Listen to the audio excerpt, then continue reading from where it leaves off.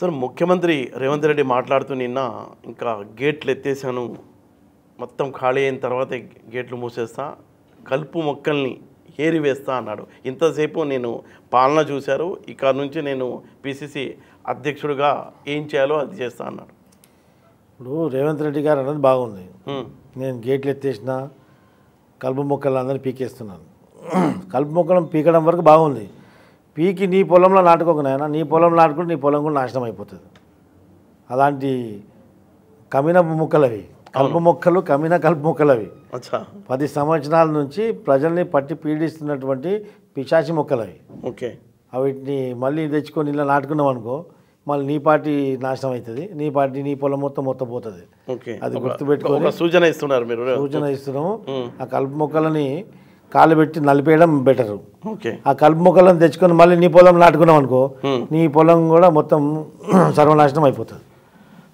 అది ఖాయం. అదే కాకుండా ఈరోజు గేట్లు ఎత్తేసినాను, వలసలు వస్తున్నాయని చెప్పేసి మాట్లాడుతున్నారు. కానీ ఈ వలసల రాజకీయాలు ప్రజలను అబాస్ చేసే విధంగా ఉంటుంది. ప్రజల యొక్క తీర్పుని అవమానపరిచినట్టు ఉంటుంది. అవును, నువ్వు ఎన్నికలకు పోని నాయకుడిని, ఎన్నికల్లో గెలవని నాయకుడిని నువ్వు పార్టీలో పిలుచుకొని, నువ్వు పార్టీ గురించి పనిచేయించుకొని తర్వాత అవకాశం కల్పించి పోటీలో దించు. అవును, అక్కడ నుంచి ఇక్కడ వచ్చినటువంటి రాయికి నీ పార్టీ రంగు రుద్ది దాన్ని మళ్ళీ షోకేస్లో పెట్టుకో. అంతేగాని అక్కడ మింగినటువంటి విషయాన్ని తెచ్చి, అక్కడ ఆల్రెడీ 10 సంవత్సరాల విషయాన్ని మింగి ఉన్నారు వాళ్ళంతా. అవును, ఆ విష పురుగులను తీసుకొచ్చి మళ్ళీ నీ దగ్గర పెట్టుకుంటే ఆ విషయం మళ్ళీ అందరి మీద చిమ్మడం జరుగుతుంది. ప్రజలు కూడా దాన్ని యాక్సెప్ట్ చేయరు. ఓకే, ఎందుకంటే ప్రజలు మిమ్మల్ని కాదని బీఆర్ఎస్ పార్టీ ఓటు గుర్తుపైన వాళ్ళని గెలిపించారు. నువ్వు తీసుకుంటే ఆ పార్టీ యొక్క పదవి, ఆ ఎమ్మెల్యే పదవికి రాజీనామా చేయించి నువ్వు తీసుకొని మళ్ళీ బై ఎలక్షన్ పెట్టి ఎన్నికలు పంపి. అవును, అప్పుడు నీ మొగతనం, నీ యొక్క నిబద్ధత, నీ యొక్క దమ్ము, ధైర్యం అనేది తెలంగాణ ప్రజలకు తెలిసి వస్తుంది. అంతేగాని నీ యొక్క స్ట్రెంత్ని కన్సల్ట్ చేసుకోనికి, నీ యొక్క స్ట్రెంత్ని పెంచుకోవడానికి, నీ యొక్క బలం పెంచుకోవడానికి ఎవరు నీ ప్రభుత్వాన్ని కూల్చేస్తాం అంటుంటే నువ్వు భయపడి వాళ్ళని కలుపుకున్నట్టు ప్రజల్లో ఒక తప్పుడు మెసేజ్ పోతుంది. ఖచ్చితంగా వాళ్ళని రాజీనామా చేసి మళ్ళీ రమ్మని చెప్పండి. ఇప్పుడు ఆ విషయం కూడా నేను అన్నారు, బీఆర్ఎస్ బీజేపీ కలిసే కూల్చడానికి కుట్ర చేస్తున్నారు, నా దగ్గర కూడా మంచి మసాలా ఉంది, టైంకి ఏం చేయాలో ఏం చేస్తాను. ఇప్పుడు రాజకీయ పార్టీలు రాజకీయం చేస్తాయి. అవును, భజన చేస్తాయా? అవకాశం ఉంటే కూల్చేస్తాయి. అవును, నువ్వేం చేస్తున్నావు మరి? నువ్వు కూడా అదే చేసేది. ఇప్పుడు గేట్లు ఎత్తేయమంటే అదే కదా. అంతే కదా, నువ్వు రాజకీయం చేస్తున్నావు, వాళ్ళు రాజకీయం చేస్తున్నావు. కాకపోతే ఒక ప్రజల పట్ల, ప్రజాస్వామ్యం పట్ల ఒక నమ్మకాన్ని పెంపొందింపజేసే విధంగా ఉండాలి. అవును, ఆ ఒక పార్టీ నుంచి గెలిచిన ప్రజాప్రతినిధి నీ పార్టీలోకి వస్తే మాత్రం రాజీనామా చేయించి మళ్ళీ ఎన్నికలకు పోయి రమ్మని చెప్పండి. రాజీనామా చేసి మళ్ళీ మీ పార్టీ నుంచి ఎన్నికలు గెలిపించండి. ఎందుకు సార్ బీఆర్ఎస్ నుంచి చాలామంది లైన్ కట్టేశారు, టోటల్గా ఖాళీ అయిపోయినట్టేనా? అంతే, ఇంకేముందాడా? ఇప్పుడు ఆడ మిగిలింది ఏందాడా? దానికి వాస్తవం ఏంటంటే ఇప్పుడు కొంతమంది ఐరన్ లెగ్లు ఉంటాయి. ఏ విధంగా అంటే కొంతమంది రావడంతో ఆ మొత్తం ఇల్లంతా నాశనం అయిపోతుంది. ఇల్లు కానీ దుకాణం కానీ, మనం దుకాణం పెట్టుకుంటాం అనుకోండి, వాళ్ళు ఎవడన్నా పని చేయడానికి వాడు వస్తాడు, వాడు రాగానే మంచిగా నడిచే దుకాణం కూడా ఖరాబ్ అయిపోతుంది. అంటే మీ ఫ్రెండ్ గురించి చెప్తున్నారా అనుకోండి. అంటే వాడి కాలి ప్రభావం అనమాట. ఓకే, తెలుగుదేశం పార్టీ 45 సంవత్సరాలు రాజకీయం చేస్తున్న పార్టీ ఇంత సుదీర్ఘంగా ఒక ముఖ్యమంత్రిగా, ప్రతిపక్ష నాయకుడిగా దేశవ్యాప్తంగా, ప్రపంచవ్యాప్తంగా పేరొందినటువంటి చంద్రబాబు నాయుడు గారి పైన ఇప్పటివరకు ఒక మచ్చరాలే. అవును, అలాంటి మచ్చలే నాయకుడికి మనోడు రావడం, ఆ దురదృష్టం ఏందో, ఆ అడ్డమైన గడి ఏందో కానీ వచ్చిన కొద్ది రోజుల్లోనే మా నాయకుడి పైన కేసులు బుక్ కావడం, మా నాయకుడు జైలుకి పోవడం, రకరకాల ఇబ్బందులలో కలగడం. అవును, దాంట్లో మనోనికి ఉన్నటువంటి బుద్ధి కదా, వంకర బుద్ధి. అవును, కబ్జాలు చేసినట్టు మళ్ళీ పార్టీని కబ్జాలు చేద్దామని చెప్పేసి, పార్టీని నిర్వీర్యం చేద్దామని చెప్పేసి లోపలతోటి కేసీఆర్ తోటి ఒప్పందం చేసుకొని ఒక హిడెన్ పాలసీ తోటి మా దగ్గరకు వచ్చింది. అవును, అది నేను పసిగట్టి నేను హంగామా చేసిన, వెచ్చుకబడ్డా, అన్నగారి సమాధి వద్ద ప్రెస్ మీట్ పెట్టా, బాబు గారికి లెటర్ రాశా. ఇవన్నీ చంద్రబాబు నాయుడు గారి దగ్గర అందరి దగ్గర పోయినాయి. అవును, ఇక ముఖం లేక రాజీనామా చేసాడు. ఆ రాజీనామా చేయగానే వితిన్ 24 అవర్స్లోనే చంద్రబాబు గారికి జైలు నుంచి విడుదల, బెయిల్ వచ్చింది. అంటే ఆ లెగ్ ప్రభావం అనుకోవచ్చు కదా. సరే, ఇది ఒక పక్క పెట్టండి. సరే పోయింది ఏదో సంగతి అని ఊకున్నాం. ఆ రోజు కొంతమంది అన్నారు, అరే ఆడు పోయిండ్రా పోయి పోయినాగానే బాబు గారికి బెయిల్ వచ్చింది అలా ఐరన్ లెగ్ అంటే, నేను ఈ నమ్మకం ఇది ఆస్ట్రాలజీ అని జాతకాలని నేను నమ్మను. ఓకే పోనీ అని చెప్పి ఊకున్నాం.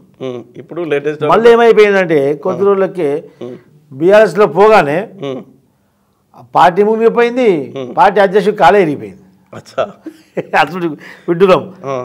అప్పుడు కొంచెం డౌట్ వచ్చింది, అరే ఏంద్రా అని చెప్పేసి మళ్ళీ కూడా పోనీ అట్లా అవుతాయా అని చెప్పేసి అనుకున్నా. ఇప్పుడు చేవెళ్ళ టికెట్ అనవసరంగా 24 గంటల్లో కవిత చెల్లిపోయింది. ఓరి అమ్మని అమ్మాయి కాలే వస్తుంటుంది ఆయన అని చెప్పేసి తెలిసిపోయింది. ఇప్పుడు బీఆర్ఎస్ వర్గాలలో కూడా ఈయన ఎప్పుడు బయటికి దోయాలరా బయట చెప్పేసి ఉంది. అచ్చా ఒక విషయం చెప్పండి సార్, కవిత అరెస్ట్ అయితే అసలు ఏం జరగలేదు, తెలంగాణలో ప్రకంపనలు అన్నారు, తెలంగాణ తగలబడిపోతుంది అన్నారు. ఏడు తగలబడుతుంది బతుకమ్మ, అసలు రేపు బతుకమ్మ లేకపోతే అసలు రేపు జరిగిద్ది ఆ పండగ, దసరా పండగ, ఆమె ఈ లోపు వచ్చేస్తారా? ఆడ బతుకమ్మకు బాజాలు భజంత్రులు పెట్టినాడు, బతుకమ్మ లేదు ఏం లేదు. ఇక్కడ ఢిల్లీలో ఏం జరుగుతుందో చూడండి. మొత్తం మొక్కువాడుగా తెలంగాణలో ఆ స్పందన లేదేంటి? ఆమెని బతుకమ్మ అలియాస్ కవితని తీసుకుపోయిన తర్వాత హరీష్ రావు ఒక క్యాజువల్గా ప్రెస్ మీట్ పెట్టాడు కట్టేసిగా. రేపు చూడండి ఇక తెలంగాణ మొత్తం అగ్నిగుండంగా మారిపోతుంది, అందరు ప్రజలు కార్యకర్తలు అందరూ రోడ్డు మీకు వస్తారు. ఆమె కూడా పోతూ ఇట్లా అదేందో అది సింబల్ ఏం పిక్చర్ ఉద్యమాలు మాకు కొత్త కాదు కూడా అన్నారు హరీష్ రావు. అది ఉద్యమమా అది దేశాన్ని నాశనం పట్టించే కార్యక్రమం అది. మిలిటరీ లిక్కర్ స్కామ్ అంటే అది military liquor scam. Delhi liquor scam కాదు, మిలిటరీ లిక్కర్ స్కామ్. ఓకే దేశ భద్రతకు చేస్తున్నటువంటి ఆర్మీ జవాన్లకు ఇచ్చిన స్కామ్ మధ్యంలో స్కామ్ చేశారు. ఓకే అది దేశద్రోహం కేసు, మనీ లాండరింగ్ అంటే దేశద్రోహం కేసు. అంటే దేశద్రోహానికి పాల్పడ్డ ఒక నేరస్తురాలకి మద్దతుగా ఎవడన్నా బయటకు వచ్చి ధర్నా చేస్తే ప్రజలు ఊకుంటారా? చెప్పిడ్చుకుని కొడతారు. అందుకే ఎవడన్నా వచ్చిందా బయటికి పిలిపించినప్పుడు బాపు కూడా బయటకు వచ్చి మాట్లాడలేదు. బాపు బైగన్లో కలిసిపోయాడు. ఇంకెక్కడ Bapu? I'm sorry to say that. అంటే ఇది ఒక బైగన్లో కలిసిపోయిందంటే తెలంగాణ యాసలో అంటే నాశనం అయిపోయింది, కథం అయిపోయిన దానికి బైగన్లో కలిసిపోయారని ఒక వార్తం అనమాట. అట్లనే బాపు బైగన్లో కలిసిపోయినా ఉంటా. ఎవడికి బాపు, ఎక్కడికి బాపు? ఈ పాకెట్ తాగుబోతు కొడుకులు అందరూ మొన్న తెలంగాణ బాపు అని వేసుకురు. అవును, ఈయన కూడా ఎందుకు మాట్లాడటం లేదు ఈ విషయం మీద? తెలంగాణ బాపు అంటా, నేను సాగు నోట్లో ఏలు పెట్టినా కాలు పెట్టినా అని చెప్పి రకరకాల మాటలు మాట్లాడతాడు కదా. ఏం మాట్లాడతాడు బాపు? ఆయనకు తెలుసు కదా అంటారా కుటుంబంలో అందరు ఎవరు ఏం చేశారు, ఆడ ఏం జరిగిందంటే ఫ్యామిలీలో ఆడ దోచుకోవడం దాచుకోవడం అనే ఒక పాలసీ ఆ ఫ్యామిలీలో ఉంది. ఓకే, కేసీఆర్ దోసుకుంటూ కేసీఆర్ దోసుకుంటున్నాడు. ఓకే, పంచుకున్నారు సార్ ఇవి ఒక్కొక్కళ్ళు ఒక ఐటమ్. ఏమైందంటే ఆడు హ్యాపీరావు గారు సంతోష్ టానిక్, వాడు టానిక్, వాడు కేసీఆర్కి టానిక్ ఇచ్చుకుంటూ ఆ టానిక్ దుగ్నం పెట్టినాడు. ఓకే, మన పని గోళీలు టానిక్ లీయడం మన పని. ఆడు ఏమో చేసినాడు, ఈ టానిక్ అని షాపులు పెట్టేసి ఒకటే లైసెన్స్ పైన 30 షాపులు నడిపిస్తున్నాడు. శరం ఉందా? ఆడు ఎక్సైజ్ మంత్రి ఏం చేస్తున్నాడు శ్రీనివాస్ గౌడ్, వాడు శరం ఉందా వాడికి? ఎక్సైజ్ మంత్రిగా ఉండే కదా, మరి పొద్దుగా లేవు నన్ను కాలు మొక్కుతుండే కదా. అంటే మీరు మా ప్రభుత్వంలో ఉంటే మీరు ఏమైనా చేయవచ్చా? ఓకే, ఆడ అప్పులు చేసి టెండర్లు పాడుకున్న పరిస్థితి ఉంది. ఎంతోమంది టెండర్లు రాక. ఇప్పుడు సంతోష్ టానిక్ చూసుకున్నాడు, కేటీఆర్ ఏం చూసుకున్నారు? కేటీఆర్ ఇంకా చెప్తాను నాకండి. సంతోష్ ఏమో టానిక్, ఈ మన లంబు ఉన్నాడు కదా హరీష్ రావు గారు, ఈ హరీష్ రావు ఆరు అడుగుల లంబు, ఈయన ఏం చేశాడు? మిషన్ భగీరథ కింద మొత్తం కమిషన్ భగీరథ చేశాడు అది. ఓకే, మిషన్ భగీరథ మొత్తం ఆయన ఖాతా, మొత్తం మిషన్ భగీరథలో దాదాపు 1300 కోట్లు స్కామ్ ఉంది అది. అదొకటి చేశాడా? ఇక కేటీఆర్ అంటాడా, ఈరోజు హైదరాబాద్లో హైటెక్ సిటీలో ఎన్ని బిల్డింగ్స్ ఉన్నాయో, ఎన్ని మాల్స్ ఉన్నాయో దాంట్లో మొత్తం పార్ట్నర్షిప్. ఓకే, హైదరాబాదు రంగారెడ్డి జిల్లా చుట్టుముట్టంతా ఏ ల్యాండ్ ఉంటే ఆ ల్యాండ్లో కబ్జాలు వేయడం, ఆ ల్యాండ్ లిటికేషన్ చేయడము, ఆ ల్యాండ్లో సగం వాటా తీసుకోవడం. ఫోరం మాల్ కానీ సుజనా మాల్ కానివ్వండి, ఐబిఎం కానీ ప్రతి దాంట్లో కేటీఆర్కి వాటా. ఓకే, ఆ తర్వాత కేటీఆర్ వల్లనే ఈ యొక్క సినిమా రంగంలో సంబంధించిన ఫిలిం ఇండస్ట్రీ సంబంధించిన వాళ్ళు డ్రగ్స్, హైదరాబాద్లో డ్రగ్స్ విపరీతంగా అమ్మకంకి వచ్చింది. స్కూల్ పిల్లలకు కూడా మత్తు మంది డ్రగ్స్ అమ్మడం జరిగింది. స్కూళ్ళలో కూడా డ్రగ్స్ విక్రయిస్తుంది ఈరోజు స్కూల్ యొక్క సిబ్బందిని కలుపుకొని. ఎందుకంటే యథా రాజా తదా ప్రజ. నువ్వే డ్రగ్స్ తీసుకుంటావు, అది అందరికీ తెలిసిన మాటనే. నువ్వే డ్రగ్స్ సేవించుతావు, ఇక నీకు డ్రగ్స్ ఎట్లా అమ్మవు? ఇప్పుడు కేసీఆర్ వాటాలో ఏమొచ్చింది? ఇలా వాటా అయిపోయింది కదా. తర్వాత కాళేశ్వరమేనా కేసీఆర్ది కాళేశ్వరం. కేసీఆర్ పార్ట్నర్ వాడు దొంగ మెగా కృష్ణ వాడు కలిసి ఆ కాళేశ్వరం సర్వనాశనం. పాపం కవితకి ఏం లేదు, స్టేట్ లో ఎక్కడ అవకాశం ఏం లేదా? కవితకి ఏం లేదు ఇక్కడ ఏం చేసే పరిస్థితి లేదు. ఏ నా దగ్గర కాదు వాందరబో విందరబో అంటే కవితకి ఏం చేసింది కదా, వీళ్ళు ఇక్కడ నన్ను దిండిస్తలేరు అని చెప్పేసి మెల్లగా ఫ్లైట్ ఎక్కి ఢిల్లీకి పోయింది. అప్పుడు ఆమె ఎంపీగా ఉన్నప్పుడు ఆ రిలేషన్ ఢిల్లీకి పోయింది. వాడు తుమ్ముకుంటా దగ్గుకుంటా వాడు కూడా ఉండేవాడు కేజ్రీవాల్ గారు. ఓకే, వాని దగ్గర పోయి ఆడు సిసోడియా కానీ డిప్యూటీ సీఎం దగ్గర పోయింది. వాడిని మెల్లగా దువ్వింది. ఈమెకి దువ్వడం అలవాటు కదా, ఈమెకి బ్యూటీ పార్లర్ నడిపించింది కదా. అచ్చా, బ్యూటీ పార్లర్ ఎక్కడ? హైదరాబాద్లో బ్యూటీ పార్లర్ ఉన్నది. మా నాయి బ్రాహ్మణులకు అందరికీ కాస్మెటిక్ సప్లై చేస్తుండే ఈమె. అచ్చా, అందుకే మీకు మీ సబ్జెక్ట్ వాళ్ళకి అందరికీ మంచి పరిచయం. అచ్చా, మొత్తం కాస్మెటిక్ ఫోన్లు చేసి కాస్మెటిక్ తీసుకోవడం అని చెప్పేసి కొత్త బ్రాండ్ వచ్చింది, ఈ బ్రాండ్ అని అన్నీ అమ్ముది. అదే ఆ బ్రాండ్ మంచిగా ప్రమోట్ చేస్తుంది కాబట్టి రకరకాల మందు బ్రాండ్లు అంతా ప్రమోట్ చేసింది అక్కడ. దాంట్లో ప్రమోట్ చేసి అక్కడ లిక్కర్ స్కామ్ చేసింది అక్కడ. ఇక రాష్ట్రంలో మా వాళ్ళందరూ కబ్జా పెట్టేసి మా వాళ్ళందరూ దోసుకుంటారు కదా, నేను వీళ్ళకంటే కాంపిటీషన్లో నేను ముందుకు పోవాలని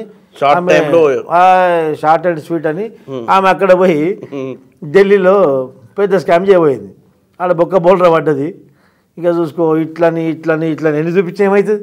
అవును, నువ్వు ఇట్లా చూపి నువ్వు పోయే తియారకే. ఇప్పుడు ఏమైపోయిందంటే ఇంట్లో ఎంతమంది ఉన్నారో ఒక్కొక్కరు ఒక్కొక్క రాష్ట్రానికి వెళ్తారు. ఇప్పుడు నేను ఇట్లా ముఖ్యమంత్రి కానీ ప్రధానమంత్రి ఉంటే వీళ్ళని ఇంటికి ఒక రాష్ట్రానికి పంపిస్తారు జైలుకి. ఈమె తియారికి పోయింది ఖచ్చితంగా. ఇప్పుడు కేసీఆర్ని, హరీష్ రావుని హ్యాపీగా నేనే పెట్టాలి, చెంచల్ కూడా జైల్లో పెట్టాలి. చెంచల్ కూడా జైల్లో పెట్టి ఆ టానిక్ పోసి అన్ని చీమలు గడిచే సెల్లో పెట్టాలని. వాడిని నవ్వడం అలవాటు, అకారణం చేత నవ్వుతాడు అనమాట. ఎప్పుడు నవ్వుతూనే ఉంటాడు, అందుకే ఆయన పేరు హ్యాపీ రావు పెట్టి అందరూ. వీళ్ళందరినీ మొత్తము రకరకాల జైల్లో పెట్టి ఈ యొక్క బట్టెబాజ్ ప్రభుత్వం, ఈ యొక్క బట్టెబాజ్ రాష్ట్ర సమితి అంతా బట్టెబాజ్ గారిని మొత్తం కలిసి రాష్ట్రాన్ని దశాబ్ద కాలంగా రాబందులాగా దోసుకున్నారు. అంటే సమయం చూసి మన సీఎం గేట్లు ఎత్తారనుకోవచ్చా? పార్టీలో బీఆర్ఎస్ పార్టీలో అది ఓడలేడు. ఇప్పుడు నిన్న ధర్నాలు చేయరు రాబాయ్ అని చెప్తే ఓడలేడు. ఒకప్పుడు కేసీఆర్ దర్శనం అయితేనే వెంకన్న దర్శనం అయినట్టు ఫీల్ అయిపోయి పింకీ గాన్లు ఈరోజు కేసీఆర్ ఫోన్ చేస్తేనే ఓడలేపట్లేదంట. మన వరంగల్ చూడలేదు, వాడిని పట్టుకొచ్చి వాడిని చొక్క చింపేసి మళ్ళీ దారిలో కొత్త చొక్క ఇప్పించి తీసుకొచ్చి కేసీఆర్ దగ్గర కూర్చోబెట్టి అంత 2 పెగ్గులు తాగిపించి ఉండరా నీకు టికెట్ ఇస్తారు అంటే సరే తిన్నాడు తాగిండు, లేకుంటే కొడతారు కొడుకులని తిన్నాడు తాగిండు, సరే రేపు పొద్దుగాల వచ్చి టికెట్ తీసుకుంటా అని మళ్ళీ అటుకేళ్ళు తిరిగి మళ్ళీ కిషన్ రెడ్డి తిరిగి కండి వేసుకున్నాడు. ఇట్లా బతుకట్లా అయిపోయింది. ఓకే, రేపు గెలిపేలా అవకాశాలు ఎలా ఉన్నాయనుకోవచ్చు? ఇక్కడ పార్లమెంట్ ఎన్నికల్లో పోటీ ప్రధానంగా బీజేపీ కాంగ్రెస్ మధ్యనే ఉందా, లేకపోతే బీజేపీ కాంగ్రెస్ ఒక సీట్ అన్న గెలుపు? బీఆర్ఎస్ బర్కాసిగా, బీఆర్ఎస్ అనేది బర్కాసిగా. అందుకే ప్రవీణ్ కుమార్ని చేర్చుకొని కనీసం ఒక సీట్ అన్న గెలవాలి అన్న ఉద్దేశం. ప్రవీణ్ కుమార్ రానివ్వండి, ఏ కుమార్ రానివ్వండి, ప్రవీణ్ కుమార్ రానివ్వండి, అమ్మాయి కుమార్ రానివ్వండి, సోమేష్ కుమార్ రానివ్వండి, ఈ దొంగలంతా ఈ కుమారులంతా కుక్కల్లాగా చేరారు కేసీఆర్ దగ్గర. ఆ ఎంగిల్ కూడి తిన కుక్కలు ఇవన్నీ ఏం కావాలతోటి బీఆర్ఎస్ అనేది భయంగా గడిచిపోయింది, బర్కాస్ అయిపోయింది. బీఆర్ఎస్ పార్టీ ఉండదు. ఇక ఎంపీ ఎలక్షన్స్ ముందే బీఆర్ఎస్ పార్టీ అది కోల్పోతుంది. ఇప్పుడు కేసీఆర్ ఖచ్చితంగా ఫోన్ ట్యాపింగ్ కేసులో లోపడబోతాడు. ఓకే, ఫోన్ ట్యాపింగ్ కేసులో ఖచ్చితంగా కేటీఆర్, కేసీఆర్, హరీష్ రావు ముగ్గురు లోపడేయడం ఖాయం. ఆ తర్వాత పార్టీలో ఎవడుంటాడు? ఆ బీఆర్ఎస్ భవన్ని, బీఆర్ఎస్ పార్టీ ఆఫీస్ని మొత్తం జప్తు చేయాలి. ఎన్నికల కమిషన్ జప్తు చేసుకొని ఈ మా ఇష్టం ఉన్నట్టు సారా దాగి ఆల్కహాల్ విత్డ్రాల్ సిండ్రమ్స్ వస్తాయి, లివర్లు పాడే ఆల్కహాల్ విత్డ్రాల్ సిండ్రమ్స్ పిచ్చి చేస్తారు కదా, అలాంటి వాళ్ళకు పునరావాసం కొరకు రిహాబిలిటేషన్, ఆల్కహాలిక్ రిహాబిలిటేషన్ సెంటర్గా మార్చి అంతా ఈ తాగుడు వల్ల ఆరోగ్యం చెడిపోయిన వాళ్ళందరికీ వాళ్ళ పునరావాసం ఇచ్చి ట్రీట్మెంట్ ఇచ్చడానికి ఆ భవనాన్ని వాడుకుంటే ఖచ్చితంగా ఆ భవనానికి న్యాయం చేసిన వాళ్ళం అవుతాం. ఓకే, అడ్వైజర్గా మీరు ఉంటారా? ఖచ్చితంగా సూపర్వైజర్ కూడా చేస్తాను దానికి అవసరమైతే వైద్య సిబ్బంది కూడా నేను ప్రొవైడ్ చేస్తాను ఓకే థ్యాంక్ యూ